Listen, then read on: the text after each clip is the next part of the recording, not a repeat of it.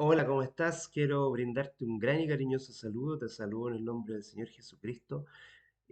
Nuevamente con un mensaje, con una reflexión, con una meditación acerca de la palabra del Señor. Como bien decimos acá, gracia y paz. Hemos estado hablando de la palabra del Señor, principalmente hemos estado enfocándonos al mensaje central de la Biblia que es la persona de Jesucristo. Jesucristo es la verdad, Jesucristo es el camino, Jesucristo es la vida, Jesucristo viene a revelarnos quién es el Padre, Jesucristo es la revelación de Dios mismo y Él quiere a través de estos mensajes vincularse con nosotros. En su paso por la vida, en su paso por su ministerio, Él nos dejó mensajes muy potentes. Así como grandes hombres en la historia dejaron alguna frase célebre, Jesucristo lo dejó por medio de las parábolas. Y quiero invitarte a que puedas mirar en el Evangelio de Lucas, en el capítulo 11, el verso 9. Quiero leer para ti. Dice, por esto os digo, pedid y se os dará, buscad y hallaréis, llamad y se os abrirá.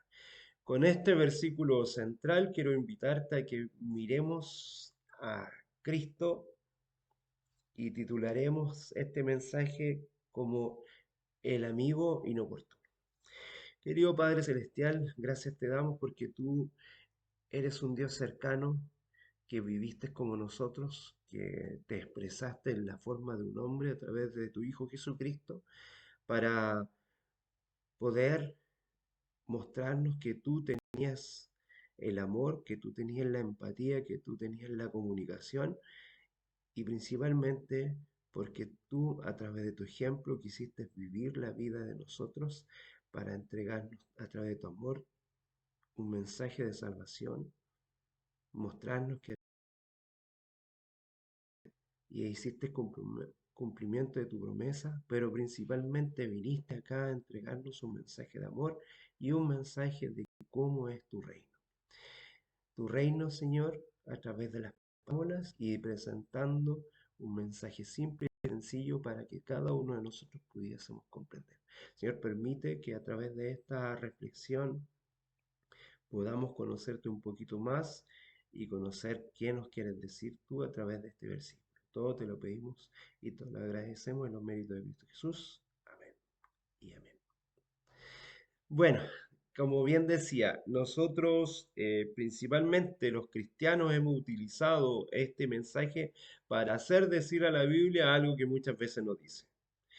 Entonces tú pides lo que quieres y este versículo creo que es uno de los que más se ha usado de manera aislada para decir a la Biblia algo que no está expresando principalmente. ¿Por qué te dije que este mensaje lo vamos a titular El amigo inoportuno? Porque el contexto de este versículo que acabamos de leer, que tiene que ver con el buscar, el pedir y el llamar, y vamos a tener respuesta por él, está enmarcado en un mensaje de Jesucristo mismo, el amigo inoportuno. Entonces, para introducir el tema, quiero decirte que, y quiero llevarte a que tú puedas imaginarte recibir a algunos amigos y parientes para que puedan dormir en tu casa. Muchas veces esta situación a cada uno de nosotros se ha enfrentado a esa situación y no siempre estamos preparados, no siempre tenemos en nuestra casa, quizás tenemos para el desayuno, quizás tenemos para el a otro día, pero cuando llega un grupo de visitas, un grupo de amigos, alguien cercano, llegan y te dicen de manera eh, eh, como de manera inmediata, amigo, voy a tu casa, disculpa, no tengo dónde más estar, no tengo dónde más alojar, puedes recibirme. Y uno se complica porque tú quieres a las personas que quieres recibirlo de la mejor manera, tenerle un, sé, fruta, tenerle algo para comer, recibirlos con una agüita, con un jugo, o como tú los quieras recibir, ¿cierto? Dependiendo de tus posibilidades y también dependiendo del cariño que le tienes y quieres atenderlo lo mejor, quieres recibirlo con sábanas limpias, etcétera, etcétera. Entonces, en este contexto nosotros vamos a conversar. Dice, muchas veces no estamos preparados para hospedar a alguien. Entonces, su única alternativa es pedir alimento al vecino. Eso es lo que tenemos que hacer. O sea, si yo me veo enfrentado aquí, tengo un vecino cercano que es muy amoroso, muy cariñoso y sé que en alguna oportunidad voy a poder contar con él. En este sentido, vamos a tener que ver esa posibilidad como una alternativa y pedir alimentos al vecino. Y en el contexto dice, este y sus hijos para empeorar estaban durmiendo con la puerta cerrada. ¿Qué esperarías recibir tú si no hay una respuesta? ¿Se equivocó? Al contrario, en este caso recibirás mucho más de lo que puedes pedir. Eso sucede, pues este vecino, y quien yo puedo hablar de mi vecino, que es un tipo extraordinario en ese sentido, muy buen vecino, eh, es un hombre íntegro. Y así habla la parábola. La parábola del amigo inoportuno, en este caso, a mí me ha tocado ser ese vecino inoportuno más de una oportunidad, pidiéndole favores a mi querido vecino. Hace muy poquito lo saludé para iniciar el año, porque él a través de este año que pasó se portó un 7 por muchas situaciones puntuales que me tocó experimentar, me tocó vivir y él realmente, eh, sin conocernos tanto, tanto, a pesar de que hemos compartido cosas muy íntimas, muy profundas y no hemos conversado acerca de nuestras vidas, en el poco tiempo que nos conocemos se ha aportado un 7. Y yo he sido ese amigo, ese amigo inoportuno que ha tenido que pedirle más de alguna vez un favor eh, de cosas puntuales. Vivimos en el campo con la familia y eh, desde el regar, cuando te llegan los maestros y tú no estás porque estás en tu trabajo y muchas otras cosas, he tenido que recurrir a él. Y la parábola nos dice esto de un amigo inoportuno. Este amigo inoportuno nos hace reflexionar acerca de la relación con Dios. La oración es el centro de esta relación. Muchos de los temas que hemos tocado acá tienen que ver con la oración y te invito a que los puedas revisar y puedas mirar aquellos temas que tienen que ver con esta relación profunda que el Señor nos dejó, que es la oración. Y la oración es el centro de esa relación. La propuesta de esta reflexión, de esta meditación, es inicialmente analizar algunos aspectos culturales de este primer siglo, del siglo en el que Cristo estuvo, en que se está centrando esta parábola. Posteriormente trataremos de levantar las implicaciones directas de esta historia para que al fin apuntar a posibles aplicaciones prácticas para nuestras vidas. Primero, quiero llevarte al punto del hospedaje. Eh, una reputación comunitaria. El hospedaje en la cultura oriental era una responsabilidad que trasciende a la reputación individual del hospedero y refleja la imagen de toda la comunidad. Hace parte de la sensibilidad de honra y de vergüenza y dirección a las relaciones del mundo oriental. Este quizás para nosotros nos puede parecer muy distinto porque esta parábola está centrada en el tiempo de Jesucristo, en cómo las personas estaban preparadas siempre para atender. Varios puntos. Primero, el oriental que vivía en ese tiempo en ciudades como Jerusalén o las ciudades aledañas a Jerusalén, sabían que por lo menos 3 veces en el año, quien fuera pueblo de Dios, viviendo incluso en otras regiones, en otros países, en otros lugares, en ese tiempo a lo mejor no los conocíamos como países propiamente tal, pero en distintas regiones del mundo, por lo menos en las 3 fiestas más importantes, viajaban a Jerusalén y ahí se daba mucho el hospedaje. Entonces, las familias enteras, las familias de Israel, estaban habituadas a que esto iba a ocurrir y estaban siempre preparadas o medianamente preparadas para recibir en estas tres épocas del año en la peregrinación de muchas personas que venían de Alejandría, que venían del norte de África, que venían de algunos sectores de Europa, de parte de el Asia más central, que viajaban principalmente en la Pascua, en la fiesta de la Pascua, viajaban para estar en Jerusalén. Y así en otras fiestas también, en otras celebraciones del pueblo de Israel, que en algún momento vamos a puntualizar para que tú las conozcas un poquito más y te interiorices y conozcas acerca de estas fiestas y cuál era su profundidad y qué querían representar. Entonces, en este contexto, el hospedaje en la cultura oriental era muy importante. Las hospederías palestinas del primer siglo son retratados como lugares de corrupción en el caso de las hospederías. Por eso que era principalmente importante que las personas recibían. El anfitrión de Palestina, de Israel, en este caso, deberían hospedar y colocar algo delante del invitado siempre, aunque el vigente estuviera con hambre o no. Era parte de la cultura. El pan ofrecido en este caso debería ser entero, un pan completo, por lo general sin levadura. Aún no utilizado, aún no está utilizado en la comida, sería un insulto para el vigente una sobra, lo que nos quedara. Entonces, la persona que recibía a este viajante, este invitado, a este que andaba peregrinando, siempre se le atendía con lo mejor. Siempre se le atendía con lo mejor. No con las obras, no con lo que a ti, como decimos acá en Chile, decimos once, no con lo que te quedó de la merienda, no lo que te quedó de tu cena o de tu once, sino que con lo mejor que tú lo pudieses recibir. En ese contexto es importante decir, la comida es utilizada con el tenedor, la cuchara, en este caso para nuestra cultura occidental. Se corta un pedazo de pan, en este caso lo hacemos de esta manera.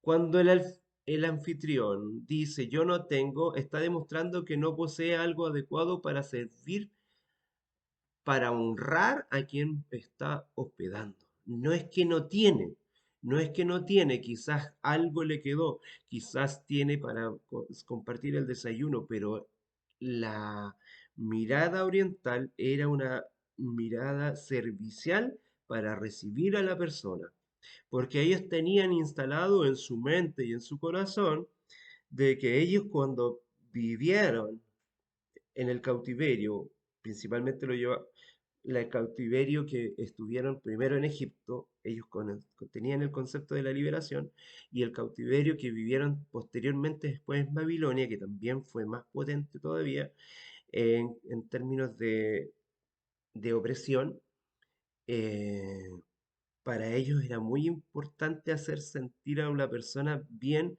porque era una señal también de la libertad y de entender el peregrinaje.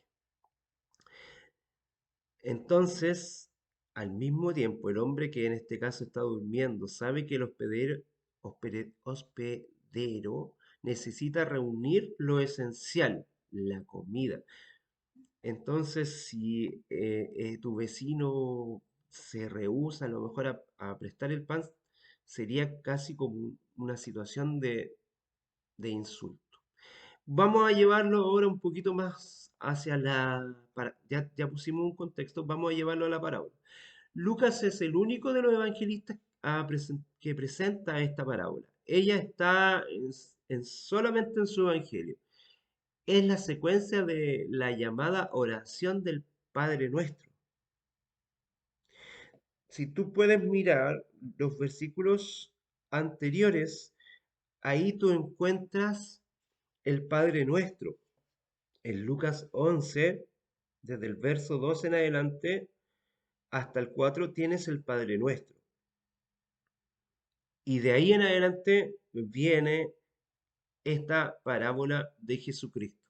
O sea, en el mismo, en el mismo sentir, en el mismo contexto de esta parábola, tienes al Padre Nuestro. Padre nuestro que estás en los cielos, santificado sea tu nombre, venga a tu reino, hágase tu voluntad así como en el cielo, como en la tierra, el pan nuestro de cada día, dánoslo hoy. La conoces, ¿cierto? Entonces Lucas describe una delicada situación. Después de esto, tomando las palabras de Jesús, él hace este mensaje, ¿cierto? Dice, un hombre estaba recogido, estaba listo para dormir y de súbito es despertado por un amigo golpeando a la puerta. A la mitad de la noche, en la medianoche, él precisaba desesperadamente de alimentos para ofrecer a un tercero, quizá alguien que él no tenía ni idea quién era. Es como que si tú o yo fuéramos a nuestro vecino y le dijéramos, ¿sabes qué? Mira, me llegaba una visita inesperada y son unos amigos, tú no los conoces, pero te pido por favor que me puedas ayudar porque no estaba preparado para recibirle como corresponde. Más o menos ese es la situación. Él precisaba desesperadamente de alimentos para ofrecer a esta persona que llegó a hospedarse, tomando en cuenta el hecho de ser muy tarde en primer lugar y que se trataba de una situación en una ciudad muy pequeña. No era posible encontrar un lugar donde un pan pudiese ser comprado en ese momento. Entonces decidió golpear a la puerta del amigo. Por eso el amigo inoportuno. Aunque el otro ya estaba acostado junto a su familia, pero como era vecino y como era un buen amigo del otro lado, no se mostraba tan preocupado con eso. Él se importaba con aquel que llegó cansado del viaje. O sea, mira, tenía la plena confianza esta persona de que esta persona iba a ayudarle y le iba a entregar lo necesario para atender bien e incluso a esa persona que su vecino no conocía. Importante. En suma, la parábola habla de un vecino que de hecho preserva su honra y da a quien se está hospedando todo lo que éste pide. Y más aún, algunos comentaristas la direccionan a la persistencia del hospedero. Según esa interpretación, la principal enseñanza de Jesús es que debemos persistir en la oración. Si tú te das cuenta, este tema que está puesto acá era que Jesús quería hacer énfasis en la oración, porque aconteció que estaba Jesús orando en su lugar cuando terminó de orar, su discípulo le dijo, Señor, enséñanos a orar, como también Juan enseñó a sus discípulos. Con ese contexto empieza Jesús primeramente con el Padre Nuestro y continúa a través de esta parábola para hablarles principalmente de la importancia de la oración. Entonces, este versículo que centramos de, por esto os digo, pedid y se os dará, buscad y hallaréis, llamad y se os abrirá, está centrado en esta situación. Y este amigo dice, os digo que si no se levanta a dárselos por ser su amigo, al menos por su situación importuna, inoportuna, se levantará y le dará todo lo que necesite. Si un amigo que es tu vecino, a quien tú a lo mejor puedes ir a molestar a las 2 de la mañana porque te llegó una visita inesperada y tú también inoportunamente vas a pedir ayuda a tu vecino confiando en que él te va a dar, ¿no será nuestro Señor por medio de la oración que responderá a aquellas situaciones difíciles con las que nos enfrentamos en la vida? Conforme a esto expuesto, la parábola enfatiza los siguientes temas. Primero, la importancia de la oración. Segundo, la relación entre la bondad de Dios y la certeza de que Él escucha nuestras oraciones. Y reflexionaremos brevemente en este tema. Primero, la importancia de la oración. Dios es un ser relacional. Dios se quiere vincular con nosotros y es más, nos dio a Jesucristo, su único Hijo, para que Él se pudiera vincular como un hombre con nosotros. Nunca debemos pensar en la oración como un medio de conquistar deseos desordenados nuestros, sino que la forma en que Dios nos ha dejado para comunicarse. Orar está en el centro de la relación con Dios y es un hecho esencial a la sobrevivencia espiritual de cada cristiano. Si así no fuera, Jesús no utilizaría esta herramienta, esta arma con tanta frecuencia. Oró en su bautismo, oró antes de encontrar a los 12 discípulos, oró en la transfiguración, oró en la cruz y en otras diversas ocasiones.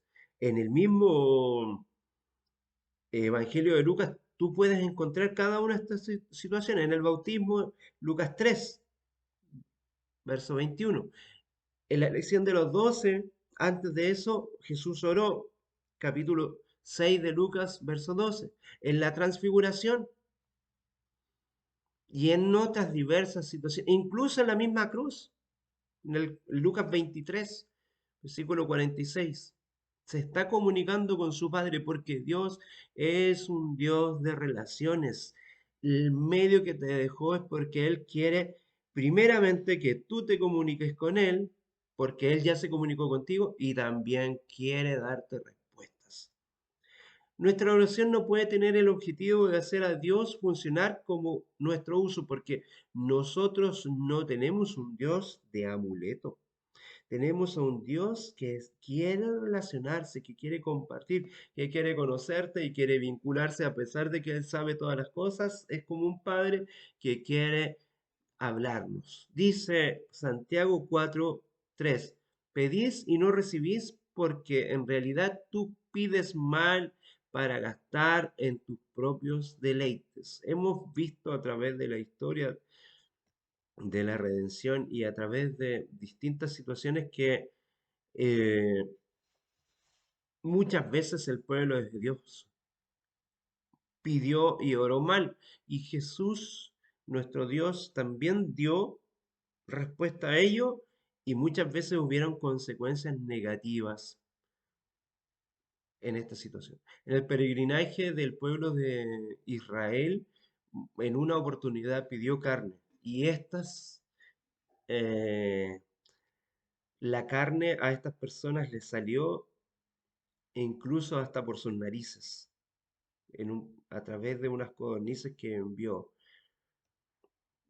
Tema para otra situación. La oración en realidad no transforma a Dios, pero sí transforma a aquel que ora.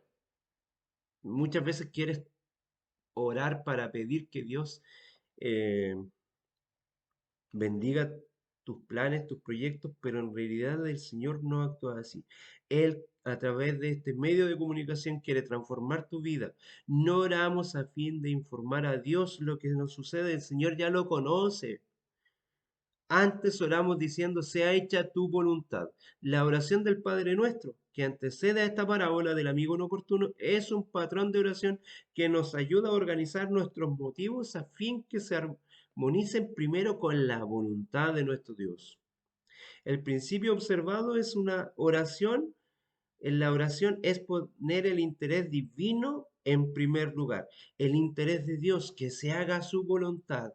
El apóstol Pablo nos exhorta a través de la carta a los colosenses sobre la oración también. De acuerdo con él, la oración debería tener cuatro perspectivas. Primero, ser perseverante. La iglesia no puede dejar de orar.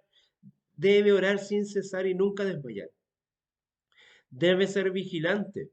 Debemos orar y vigilar como lo hizo Nehemías. Nehemías 4:9, te invito a que lo puedas hacer. Jesús mismo alertó sobre la necesidad de orar y de vigilar, estar atento. Lo vimos también en una de las reflexiones anteriores acerca de las vírgenes, ¿cierto? cómo era importante la oración. Ser agradecidos también, el agradecimiento en la oración es fundamental. Ser agradecidos. Y por último, también, aunque nosotros no somos mediadores, sí podemos ser intercesores en la oración. La oración intercesora, pedir por los demás, no porque tú eres un medio para transformarle la vida a otro. Cada uno tiene su propia relación y su propio vínculo con Dios. Nuestra salvación directa con el Señor es personal, pero sí puedes orar para que el Señor bendiga la vida de otros, pero no porque tú eres el medio ni porque tú eres un mediador entre la vida de otra persona, Dios, sino que intercediendo para que Dios cumpla la voluntad que Él tiene para con otros. Eso es fundamental. Entonces, viendo este tema, como dijimos, la oración en primer lugar, también hay un segundo tema que dijimos, ser y ver en este sentido que el amor de Dios y la certeza de Él que siempre nos va a responder. Dios es amor y es la fuente de todo el amor. El amor pertenece a la propia esencia de Dios. Es un tema que también hemos tocado, no lo quiero profundizar más allá. Pero ese sentimiento de Dios es claramente se manifestó en la cruz. Dios amó al mundo de tal manera que dio a su Hijo unigénito para todo aquel que en él cree no se pierda, mas tenga vida eterna. El el versículo más conocido y más declarado a través de la historia, Juan 3:16. Mirando esta situación, mirando cómo Dios actúa, ¿cierto? Cómo Dios se centra en el amor y en nuestra situación, Él siempre tenemos que fijarnos qué gran amor nos ha dado el Padre para que nosotros seamos llamados hijos de Dios. Mirad cuál amor nos dio el Padre para ser llamados hijos de Dios. Primera de Juan 3, versículo 1. Cuando comprendemos la extensión de este amor y cómo Dios siempre va a suplirnos nuestras necesidades y cómo Dios responde, e incluso porque nosotros muchas veces nos enojamos con el Señor, pero el Señor tiene algo mejor de lo que tú te imaginas, porque Él es más sabio que tú. Los pensamientos de Él son más grandes que los tuyos. Entonces, por eso es importante confiar plenamente.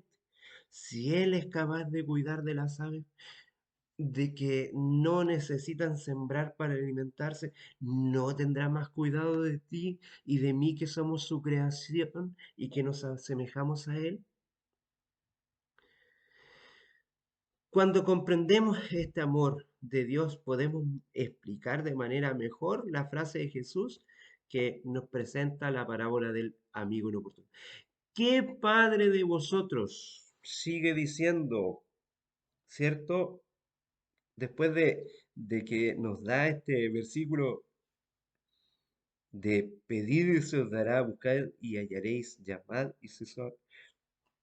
y se os abrirá. Dice, porque todo aquel que pide recibe, el que busca halla y el que llama se le abrirá. Y repite el Señor Jesús para explicar, dice, ¿qué padre de vosotros si su hijo le pide pan, le dará una piedra? ¿Quién de nosotros, si un hijo le pide pan, le daremos una piedra? ¿O si pescado en vez de pescado le darás una serpiente?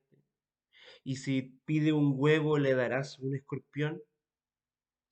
Pues si nosotros, pues si vosotros, si ustedes, si yo, nosotros, siendo malos, sabéis dar buenas cosas, buenas dádivas a vuestros hijos, a nuestros hijos, ¿cuánto más vuestro Padre Celestial dará el Espíritu Santo a los que le piden? ¿Qué quiere el Señor que tú pidas? Cuando Jesús explica la oración, cuando Jesús nos regala el Padre Nuestro, cuando Jesús te regala esta parábola para entender la voluntad del Señor. ¿A qué te invita? ¿A qué te invita? A que pidas el Espíritu Santo de Dios. ¿Cuánto más vuestro Padre Celestial, que es un Padre bueno, n- no nos dará el Espíritu Santo a los que lo pidan? ¿No nos dará el Espíritu Santo para sellarnos en su amor?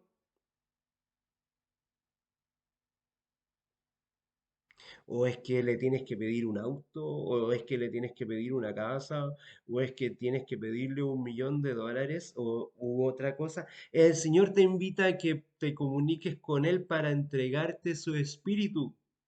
Si el Señor te invita a que tú tengas una relación como lo que Él quiere con nosotros es tener una relación de amor como acabamos de explicar y que Él siempre nos va a responder. Pero ¿qué quiere regalarnos el Señor? ¿Qué es lo que Él quiere que tú y yo le pidamos? ¿De qué manera nos quiere bendecir? Eh, ¿Para qué quiere que nosotros le llamemos? ¿Para qué quiere que nosotros abramos la puerta? Para que tú y yo recibamos a su Santo Espíritu. ¿Cuánto más vuestro Padre Celestial dará el Espíritu Santo a los que le piden? Porque si vosotros siendo malos sabes dar buenas cosas a tus hijos, el Señor te va a dar lo mejor. Y lo mejor que Él te puede regalar es sellarte con su Espíritu.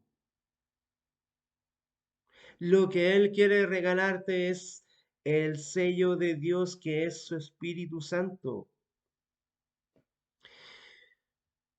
Que ese sea nuestro deseo, que el Señor pueda sellarnos con su Santo Espíritu. Que el Señor te bendiga y como Pedro nos dice también en primera de Pedro 5:7, echando toda vuestra ansiedad sobre Él, porque Él tiene cuidado de nosotros. A través de la oración debes estar tranquilo. Deja todas tus cargas, deja todo tu pesar, deja todas tus preocupaciones, todas tus angustias en el Señor, porque el Señor no solamente te va a llenar de bendiciones materiales, sino que principalmente te va a llenar de tu corazón de bendiciones espirituales, porque Él quiere poner su sello, el Espíritu de Dios, en tu mente y en tu corazón para que puedas vivir una vida plena aquí también y ya te regaló la salvación para que puedas estar viviendo por la eternidad con nuestro Señor. Que el Señor te bendiga grandemente. Gracias, gracias y paz.